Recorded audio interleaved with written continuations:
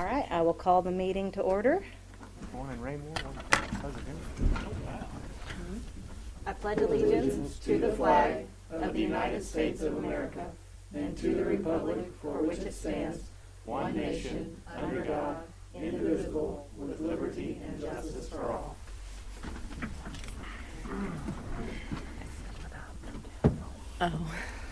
We need a motion to approve the agenda. So moved. Second. All in favor? Aye. Any opposed? Can we get a motion to approve the consent agenda? So moved. Second. All in favor? Aye. Any opposed? Audience delegations, Susan, do you know if we had any? I don't believe we do. Okay. Student recognition, Susan did not receive the videos for the student recognition for, is it Brianna or Brianna? It's breezy. Breezy, okay. Breezy, Similar, and Walker Holden. So as soon as those are out there, we can watch those. Monthly information items. Any questions or comments on any of that? Okay, donation acknowledgement. Per board policy, the administration hereby reports to the board the receipt of a donation of $5,100 to the athletics department for the baseball program from an anonymous donor. The district also reports the receipt of a donation of 69 liters and 2,000 4-ounce bottles of hand sanitizer to the district from Family Center. We are extremely grateful for those donations. Nice. Thank you.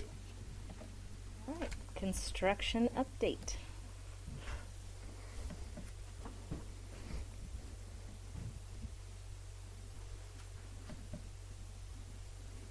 Good evening, everyone. Thanks for having John and I this evening. We'll be giving your April construction bond project update. So as you're all aware, there's a few projects that haven't started yet, and we'll be waiting for school to get out in May. Those projects obviously are all the interior renovations, some of your mechanical upgrades in particular, so stuff that really is dependent on getting kids out of school. So we've been working diligently with the district on getting prepped and ready to go. Right now we're targeting at kind of that end of May to start all those projects, so we're looking good on all those. But what we will be talking about tonight is the two projects that we have ongoing, which is mainly the additions. The first one is the Cass Career Center. I have some photos to walk you guys through. So Area A, which is the nurse addition, we've been making a lot of good progress there. The weather's been good this last month, so we made some good progress. As you can see here, we are pouring the slab for the addition. That was completed and finished out. So you can see kind of the pouring activities there, some of the underground stego, which is the plastic underneath the reinforcing on the slab. In the lower right-hand picture, you can see some of the footings and foundations, some of the reinforcing there below the addition. So making good progress on that. On the upper left, that is actually the steel that has been set on site for the nurse addition as well. And actually, if you drove by tonight or in the last couple of days, you can see some of that steel is actually in the air. So we're about halfway erected out on the steel on that addition already. And the masonry wall, which you can see in the lower left, that has been topped out as well. And that was topped out Monday. When I say topped out, the block is up to its full height, so it's where the steel will be tying in the top of it. The upper right-hand photo is where your old greenhouse used to be. Obviously, it is now gone, and that is the building pad that has been prepped and ready to go. So we're going to begin digging footings and foundations for the new greenhouse this week, early next week. Greenhouse is on track for being delivered here in the next 6 to 8 weeks. In the lower right-hand corner there, you can see that was when we were moving the transformer for Area C, which is the fire addition on that north side, kind of that infill vestibule area. So we moved the transformer out where the new building addition is going. So we'll be starting dirt work there and footings and foundations on the Area C fire as well at the Career Center here in the next week. Early childhood. Upper left-hand corner there, you can see the building pad being completed. Obviously, we stripped the existing stucco off that building, and that's kind of some of the remnants of some of the adhesive that was used. That's on that block, kind of the white speckle there on the right side. You can see the footing was poured in the lower left. There's pretty decent footings all the way around there. A lot of the existing soils that were underneath kind of where that addition was on the side was very poor. It was not good soils to build on. So we actually had to go very, very deep there. Some of the footings there are over 8 foot deep Oh my to get to good bearing where we could get the engineer to sign off on it. So there's about 50, 60 yards of concrete just in the footings of that addition. So Is there a reason that the soil was not good there, or it's just what we would call undocumented fill. So when they originally built that building, they just kind of just put some dirt back there to get the grades correct. Oh, Well, since it was not native soils, undocumented fill from when they built the addition, we can't bear on that gotcha. because the compressibility of it's unforeseen and unknown. So we had to dig down to get to native soils, untouched soils, where we could actually bear on that. And we had to bring it up in concrete columns. Gotcha. And you can see another one of those footings there in the lower right-hand corner. In the far back, kind of hard to see, but there's some anchor bolts that we cast in the footings there for your steel structure. The steel will be starting at this particular addition here in about the next week and a half, 2 weeks as well. And then those rebars that are bent overs for the slab. We're on target right now to pour the slab on this addition and the infill area, what we're calling kind of the maintenance area there, tomorrow hopefully. So we'll see all that poured out tomorrow and be ready for steel the next 2 weeks. So tracking pretty well overall. Procurement's looking good. Get the weather to cooperate, and we'll just keep on ticking. You mean no more snow? That would be nice if you could keep it from snowing. That'd be fantastic. Any questions? All right. Looks good, guys. Thank you. Yeah, it looks great. It's And exciting. this will be a monthly thing, and then I'll expand it out when we start all the other projects. And if you want to see anything else, just please feel free to let me know. All right. Thank you so Thank much. you.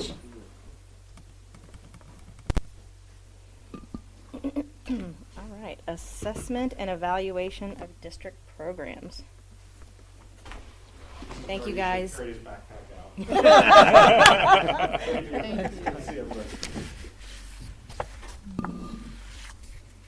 Ready? Yep.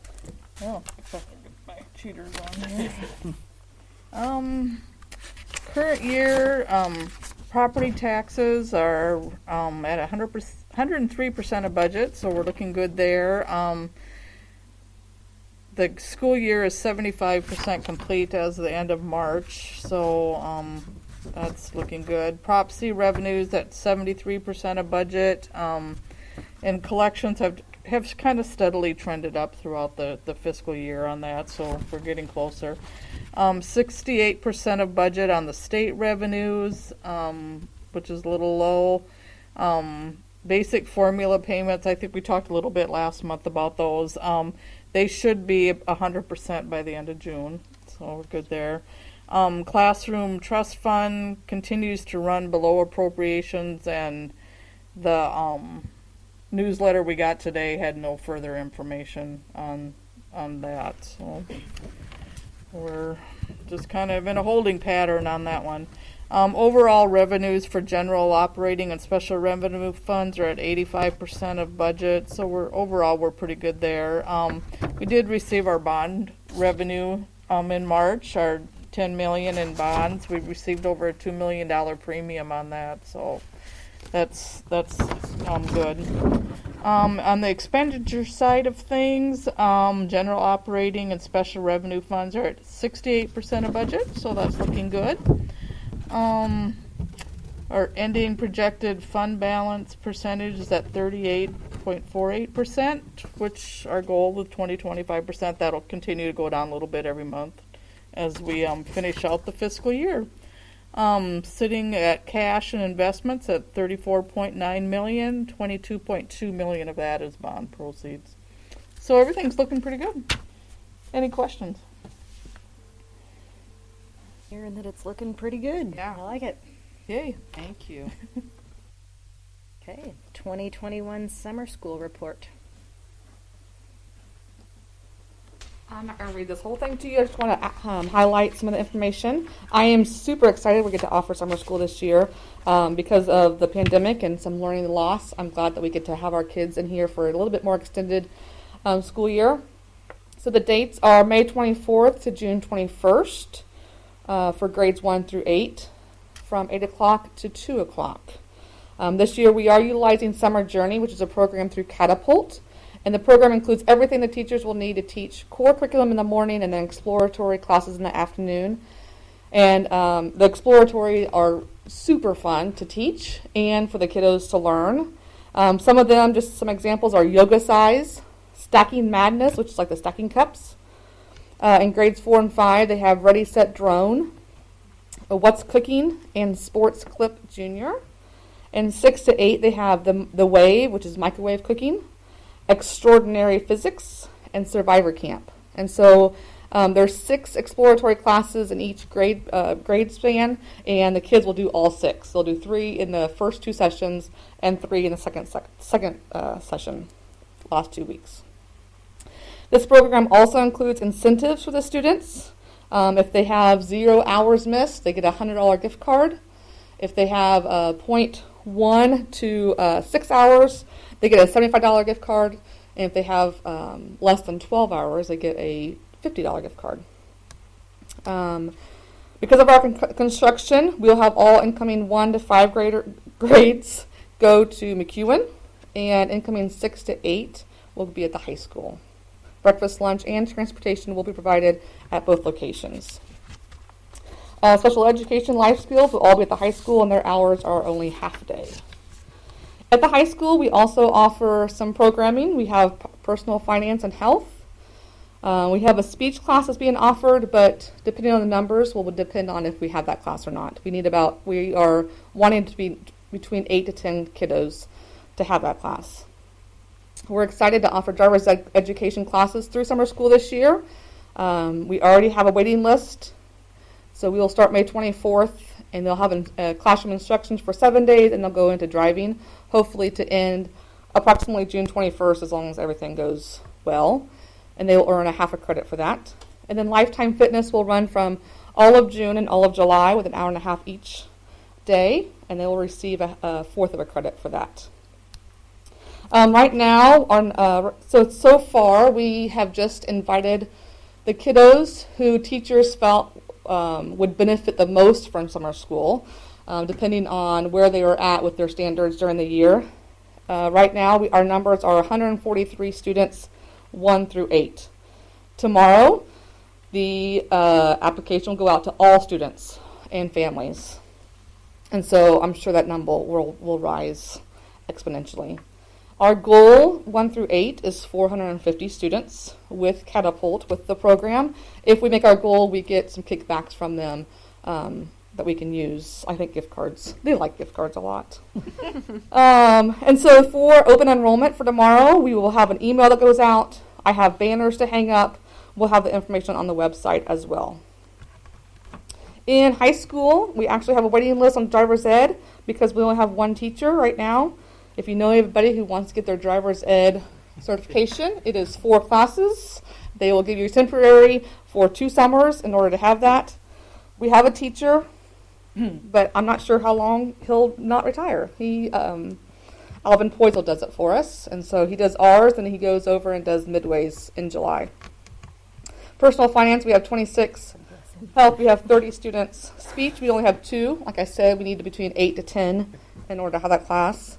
Lifetime Fitness, we only have 2 signed up, but I have a feeling most of them will just show up and won't sign up. And then information was sent out to 8th grade parents today about health and Lifetime Fitness, so they can join in those also. We are still accepting teacher applications. Right now we have 24 applicants, but some are splitting the time. So as of right now, I have 15 and a half spots filled. I would like to have between 11 to 13 more spots. And so we keep talking to teachers to get them excited about coming. Usually we open summer school up to surrounding areas also, but because of our limited space, we will not be doing that this year. Any questions? Did we reach out to target the virtual kids, the ones that were virtual versus in person? Yes, anybody. Yes. Well, so they can come. Open enrollment will reach anybody. I'm just thinking about how far behind they might be as opposed. Yes, they to could the be. ones- They would have put on the list also. Okay. Had a chance. The teachers did.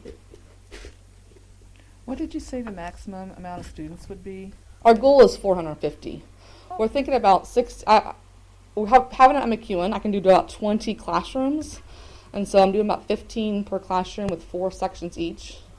Now, if our 4 or 5 numbers are low, I can have a little bit more second and third classrooms, but that's what I'm hoping. Okay. So How many do we normally average in a year? we've averaged about 300 K5. This is the first year in a long time that we have offered a middle school summer school. So, and right now, I mean, our incoming second graders are at 33 kids, and our incoming fourth graders are at 22, and that's before open enrollment. So I think that's pretty good. That's invited kids plus siblings. We allowed them to sign up their siblings at that time too. Any other questions for Christy? Thank you very much. That will move us to the summer school application. We need a motion. Move to approve the application for summer school 2021 as presented. Second. All in favor? Aye. Any opposed? Newton Alliance Summer School Agreement. We need a motion.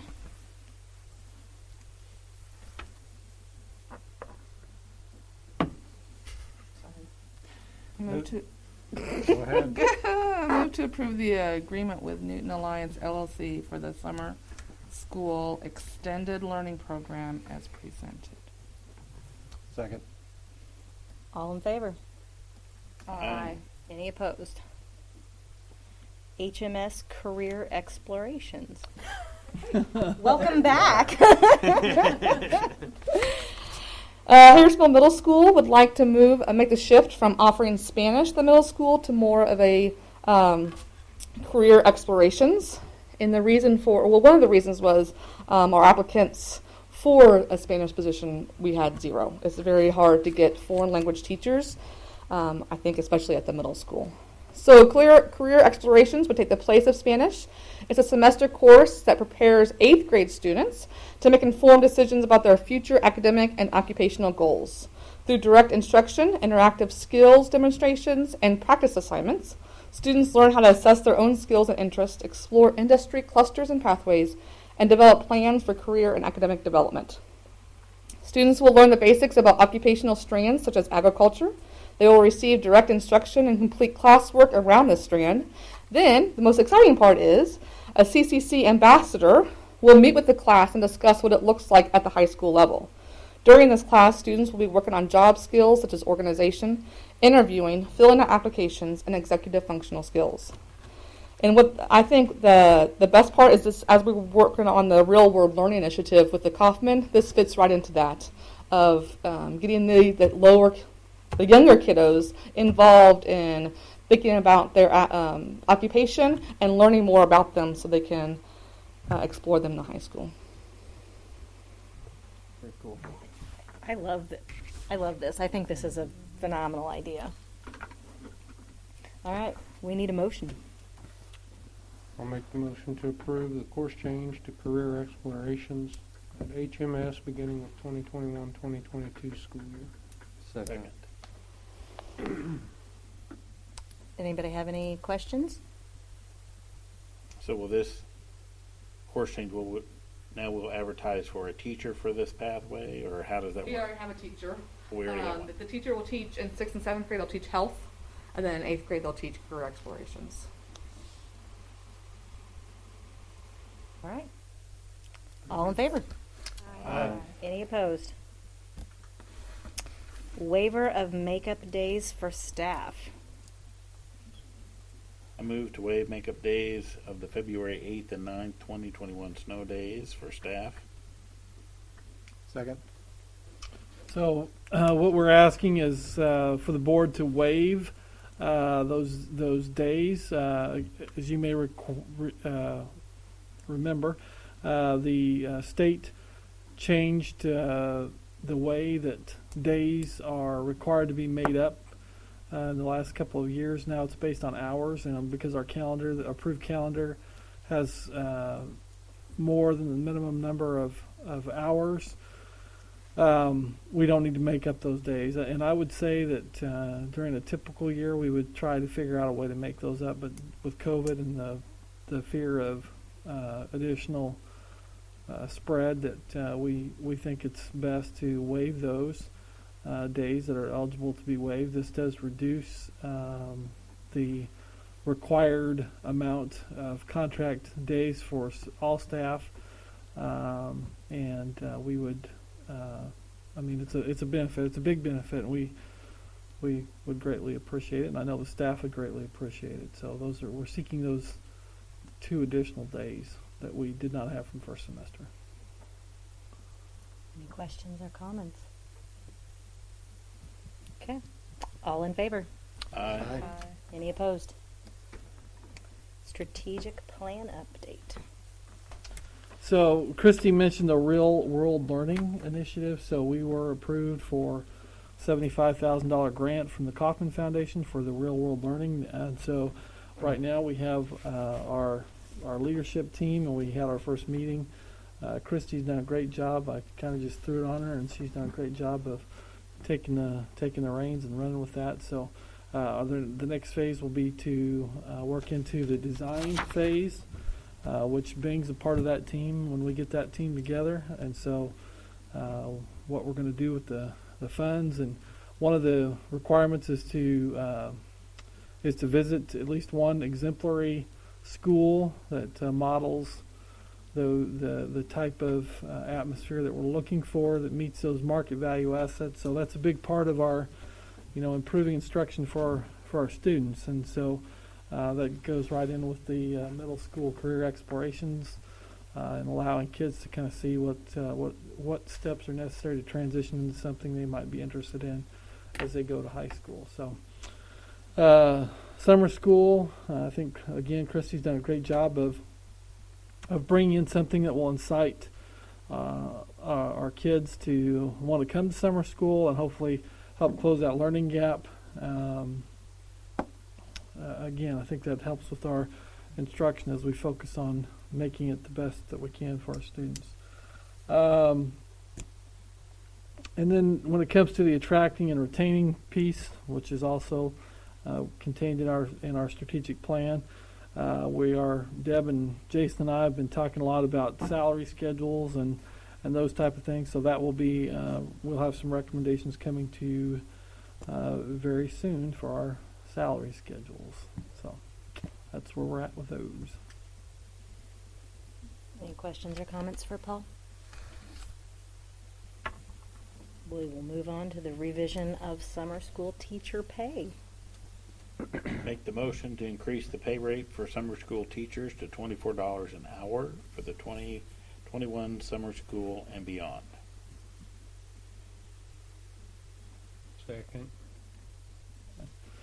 So just a little background here. The summer school rate's been $20 an hour for a long time. And that is below what if you look at our base salary, the hourly rate, that is actually below that. So in working with the contract with Newton, their maximum for this year is $24. So it's our recommendation that we up that to $24 an hour. Christy didn't mention this because she's too nice, but it is difficult to attract, especially this year. It's been a really rough year for staff, and so to try and attract more staff to want to apply to teach summer school, we want to up that hourly pay and incentivize that a little bit more. So that's our recommendation. Okay. Any questions or comments? All in favor? Aye. Any opposed? Summer school training days. Can we get a motion? I move to approve 2 training dates of May 20 and 21 for those teaching during summer school 2021 for this year. What? For this year only. For this year only at an hourly rate of $24. Oh, it confused me to have the rate in there too. Okay. Second. There's so much information. There is a lot. Thank you, Nancy. So essentially what we're asking for is, it's not typical for us to have professional development, but because we are transitioning to a new program, we want to use those days to make sure that we're addressing the learning loss. And so we feel like to train our teachers, we would like to provide those 2 extra days.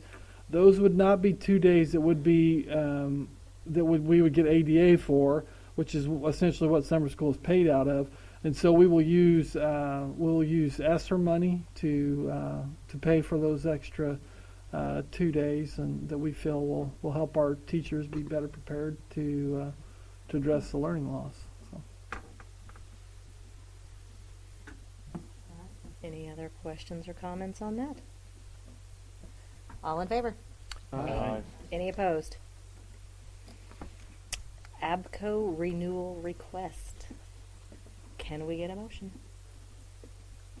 Move to extend the maintenance custodial management agreement with APCO Service Corporation through 2021-2022 with a 2.9% increase as presented. Second. So I'll address this a little bit. I guess. We've been very pleased with the service we received from ABCO. Last year, you may recall, there was no increase. This would be the 3rd contract with ABCO. We feel like 2.9% is more than fair. It allows them to increase salaries, which they've already done. I guess they've increased their staff rates too, and so that's our recommendation. And they're keeping on some sort of schedule of maintenance for all the buildings, and they check on things. And, as far as the maintenance end of it goes, I felt like we were getting behind on that before they took over. So they caught up with some of that. I definitely think we've caught up, yes. It's a never-ending cycle. Right. But, yes. At one time, we had every light bulb brand new, and now we could probably spend a week changing light bulbs sure. again. But... yeah, and then through this bond process of changing the HVAC, I think there's plenty of work orders, but the new work order system that we utilize allows me to track and see what work's getting done. So I do know, everything from putting a new pencil sharpener on the wall to major HVAC repairs.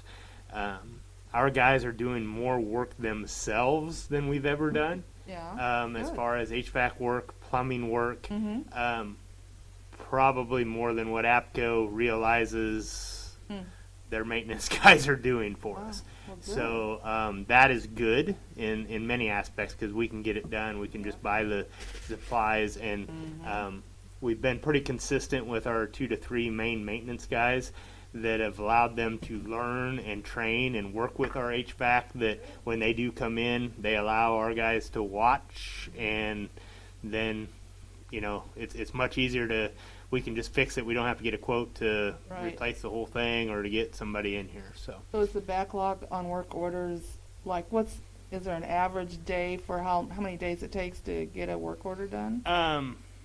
No, I don't know if that would do that. I mean, there is such a variety of things in there from, but they do get done. I mean, there's not like the teachers or whoever have to keep asking for it. Every once in a while they do. It just kind of depends because sometimes we have to prioritize them. And, one HVAC could go out and take all of our guys for a day or two, and so then the leaky faucet's not getting fixed for a while. So, I'm not going to say it's perfect by any means. There's times where we have to remind them. Principals get a notice when it's done, right, through the work order system. So they put the work orders in, and then when it is accomplished, I want to clean that up and get that a little bit better because that's a secretarial thing that we have somebody inputting that and not our maintenance guys. They get a hard copy and they're writing, and now it might be a while before that gets put into the computer that it's done. That's done, sure. Because I would rather them make sure they're changing a light bulb than taking an hour at the day just putting in stuff. So when I look at the work orders, I can go around and see, that was done. We just haven't updated that. So that's something that we want to work on. But preventative maintenance is definitely getting better, but something we want to continue to focus on. Great. And this increase goes for staff. It goes to payroll, if you will, of the employees. Say that again. The increase, the 2.9 goes to, Yes, I mean I can't 100% control that. That's what the letter says, and that's what they when they talk to me. Honestly, they asked for just a little bit higher, and which we thought still was fair. And I said, well, and they backed it down. So I do know I do know they raised their base from what we were paying. I do know that, and I know. Some of the key people that have stayed on and doing key roles have gotten pretty good raises and have added responsibilities to them, but they're trying to make sure we're taking care of those. Now, in the custodial realm, we've had quite a bit of turnover, and that's just part of it. But those that are consistent, they try to take care of, and they're able to do that in the middle of the year. And give those raises just periodically, where when they were part of the school system, you know how it is. It's the end of the year, and well, shoot, we've cycled through a couple different. So they're able to keep people employed by encouraging them with a pay raise. So now they're still going to have to battle the minimum wage and what that's going to have to look like. So custodial realm, speaking of that for the summer, it's going to be a very unique summer because we can't do a lot of the work that we would normally do in these buildings, and so that's kind of a little bit of a concern of what some of them are going to do. I mean, you can only probably wash the window so many times or whatever, but we're not going to be taking stuff out and doing floors like we normally do because they're going to be in there doing a lot of work in many of our buildings. And then our floors also, in the last 2 years, we've taken them all the way down, stripped them, and have them up to a little bit better quality so it doesn't take as long. So it's going to be a unique year of just summer projects of looking at some stuff. But anyway, I talked a lot on that. Exterior lighting, if you're out at night, exterior lighting has been a focus in our parking lots. We still have a few key areas. One I know Nancy's brought up at the middle school that's still on our radar. I wasn't going to say anything. It's on our radar, and it's as a project, but it's a little bit more in depth to do that one, of how to get the wires to where we're at. Some of what we're doing is already on the buildings, so but they've made a huge difference with some of that lighting. When we hired this company, my original thought was that this was going to keep us from having to have salary increases, no health insurance. These people aren't our employees, correct? Correct. So I just have an issue with us giving them extra money to pay for their employees. That should be their responsibility to do that. That was one of the reasons that we put this company in place, was so we wouldn't have those expenses. But we knew Now there would they're be increasing increases. We knew that there would be increases. They're choosing to use it for salary, but it could be for, Cost of Equipment. business. yeah. Yeah, but the whole idea was so that we would save money. We wouldn't be addressing these We salaries. have saved money. So last year, if you recall, we gave $3,000 to every employee of the district. That's $3,000 each. We didn't have to give to them. So they have That no come raise. from the levy. That didn't come from us hiring. But it would have them. had to go to them if they were our employees. But the 2.9%, they were going to increase it anyway. The contract said that they would after 3 years. Every year they have the Every year. potential to, So they're to going to evaluate. increase it anyway as the cost of doing business. They're telling us they're using it to give their employees raises, but again, they could use it to buy equipment. They could use it for all number of things Use it that for don't profit. even. I mean, that goes into their business, so they don't have to tell us what they're using it for. It's the same as Durham Transportation has a yearly increase. It's already set standard. OPA has a yearly increase that's set standard. This one just isn't set. It's negotiated. Also, they mentioned that they would come over, didn't they say that they would have somebody like a regional supervisor come in and check in of an evening or do some walkthroughs to make sure, you know. Did originally, yeah, that they would always have somebody available to make sure things were getting done like they were supposed to be getting done. And So are they doing the spot checks like of an evening or? Yeah, currently in our in who we have employed, we have a nighttime custodial supervisor / trainer that we never had before. That works in the afternoons and then into the evenings that's doing the spot checks on the night custodians. They're like the assistant director, if you want to call it that way, and really do a lot of the work with the custodial. So that person is a salaried job and supervisory role in training new custodians that are coming in, and that's the crucial part that we were missing prior, because you'd hire somebody and then you throw it at them. So, and they're also the fill-in for subs and nights and stuff like that. And then they do have a regional person that checks in. With COVID, it hasn't been as frequent, but I see them. I haven't seen them for a couple months now, probably, but they check in and are doing those spot checks too, and they'll go around and look at our facilities. So. Any other questions or comments? All right. All in favor? Any opposed? Aye. Okay, the 2021-22 health insurance renewal. We need a motion. I move to approve the medical plan as presented for the 2021-2022 fiscal year. Second. So our CBiz, our broker, they came to us originally with essentially a 7%, what they call a 7% load fee, because of the elective procedures that were avoided during COVID, and they felt their actuaries felt like there would be a dramatic increase of 7%, which then they of course pass on to us. And so that was their estimation. Because our